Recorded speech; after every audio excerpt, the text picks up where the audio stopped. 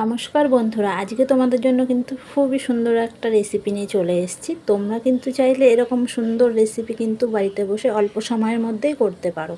তো সজনে ডাঁটা রেসিপিটা দেখে নাও তোমরা একটু, আমি কিভাবে করছি। আর এটা কিন্তু গরম ভাতে খুবই সুন্দর লাগবে খেতে।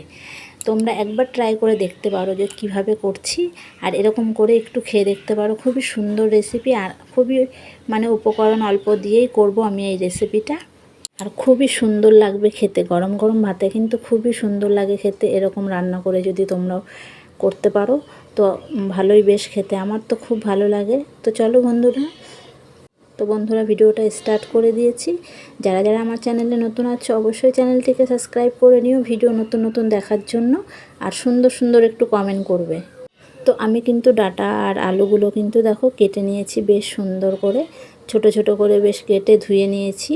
আর এটাকে কিন্তু আমি একটু বেশ ডাঁটাগুলোকে একটু গরম জল ফুটিয়ে বেশ ভাপ দিয়ে নেবো ডাঁটাগুলো, যাতে একটু তাড়াতাড়ি বেশ রান্না হয়ে যায়। আর এই যে উপকরণ দেখছো, 3টে লঙ্কা নিয়েছি, আর হলুদ সর্ষে আর কালো সর্ষে মিক্সড করে পেস্ট করব মিক্সিতে। তো পেস্ট করে তারপরে ওটাকে কিন্তু আমি বেশ সুন্দরভাবে রান্না করব। তো চলো সবাই দেখতে থাকো ভিডিওটা। চ্যানেলে যারা যারা নতুন অবশ্যই সবাইকে বলছি, সবাই একটু কোথা থেকে সবাই দেখছো ভিডিওগুলো একটু কমেন্টে জানাবে, আর সাবস্ক্রাইব করে পাশে থেকে যাও সবাই। তো এই যে আমার কিন্তু মশলাটা বেশ পেস্ট করে নিয়েছি, তার সাথে কিন্তু টমেটোও যোগ হয়ে গেছে। টমেটো দিলে একটু কালারটা অন্যরকম হয়ে যায় খুবই সুন্দরভাবে। তারপর দেখো আমি একটু কড়াইতে করে আমি একটু এই যে আলুটাকে ভেজে নিয়েছি। আগে ডাঁটাগুলো বেশ ভাপ দিয়ে নিলাম, তো আলুটাকে একটু লাল লাল করে হালকা করে বেশ ভেজে নিয়েছি দেখো। আর এটা ভেজে নিতে নিতেই বেশ কিন্তু ভাজা হতে হতে বেশ নরম হয়ে যাবে। তো তারপরে কিন্তু এই যে তেলের ওপরে দেখো আমি কিন্তু কালো জিরে আর একটা শুকনো লঙ্কা ফোড়নে দিয়ে দিয়েছি।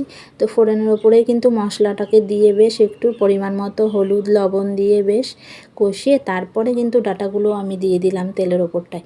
তো তারপরে আমি ডাঁটাগুলোর মধ্যে বেশ আলুগুলো দিয়ে বেশ দুটোকে একসঙ্গে বেশ কষিয়ে কষিয়ে বেশ তারপরে পরিমাণ মতো একটু জল দিয়ে দেবো। তো এটা কিন্তু খুব সুন্দরভাবে একটু কষিয়ে নিতে হবে, হালকা হালকা করে গ্যাস কমিয়ে কমিয়ে।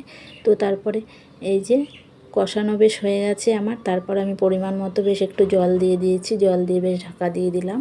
আর এটা কিন্তু একটু ঢাকা দিয়ে রাখলে বেশ একটু জমে যাবে, বেশ ডাঁটাগুলো বেশ আলুগুলো বেশ মজে যাবে, বেশ খুব ভালো লাগবে খেতে। তো দেখো আমার কিন্তু এই যে রেসিপিটা দেখতে পাচ্ছ সুন্দর, তো রেডি হয়ে গেছে সজনে ডাঁটার রেসিপি দেখতে পাচ্ছ। এই দেখো আমি বেশ ঢাকা দিয়ে বেশ রেখে দিয়েছিলাম, আর খুব সুন্দর টানা টানা বেশ হয়ে গেছে। আর মশলাটাও দেখছো পুরো মাখা মাখা বেশ হয়েছে, খুবই সুন্দর লাগছে দেখতে কিন্তু এটাকে। আর এই রেসিপি কিন্তু তোমরা করে দেখবে, অবশ্যই একবার ট্রাই করে দেখো কেমন লাগে, তবে অবশ্যই সবাই কমেন্টে জানিও যে কেমন হয়েছে আমার রেসিপি, সবাইকে বলছি। আর এটা কিন্তু সজনে ডাঁটা রেসিপিটা কিন্তু খুবই সুন্দর। আর ডাঁটা খেতে কিন্তু সবাই মোটামুটি ভালোই বাসে। এই সজনে ডাঁটার সময় কিন্তু এখন এই এরকমভাবে রান্না করে সবাই একটু খেয়ে দেখবে।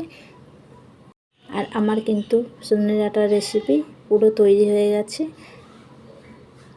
তো দেখতে পাচ্ছ খুবই সুন্দর লাগছে দেখতে ডাঁটা রেসিপিটা।